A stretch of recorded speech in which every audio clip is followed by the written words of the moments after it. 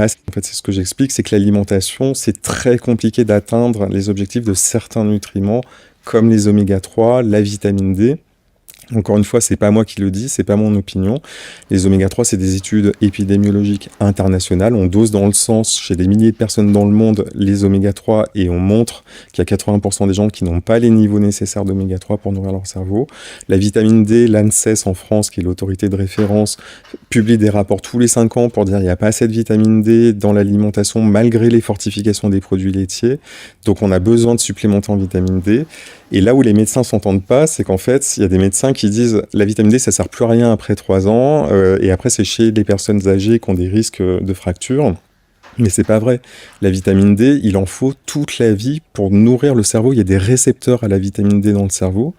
Et ce qui est très intéressant, c'est de voir que les seuils qui ont été définis pour une bonne vitamine D, ils ont été établis sur l'os, le métabolisme osseux, mais pas sur le cerveau. Et il faudrait peut-être des niveaux même encore plus élevés pour être certain que les récepteurs du cerveau sont saturés.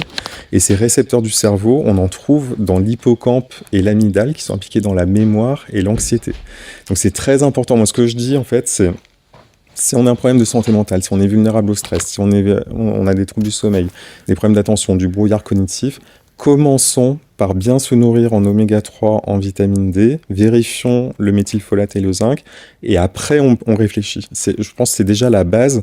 Quand on regarde les données scientifiques, il faut commencer par là. Mais je pense que d'un point de vue santé publique, c'est vraiment le message à faire passer. Donc ce message, il est au fond pour presque tout le monde. Parce que nourrir son cerveau, c'est pas seulement, donc, tout ce que tu dis va intéresser tous ceux qui souffrent, voilà, d'angoisse, de dépression, etc. Ça c'est majeur, mais aussi juste avoir des problèmes de sommeil, vouloir fortifier sa mémoire, vouloir être moins stressé. En fait, c'est ce que j'ai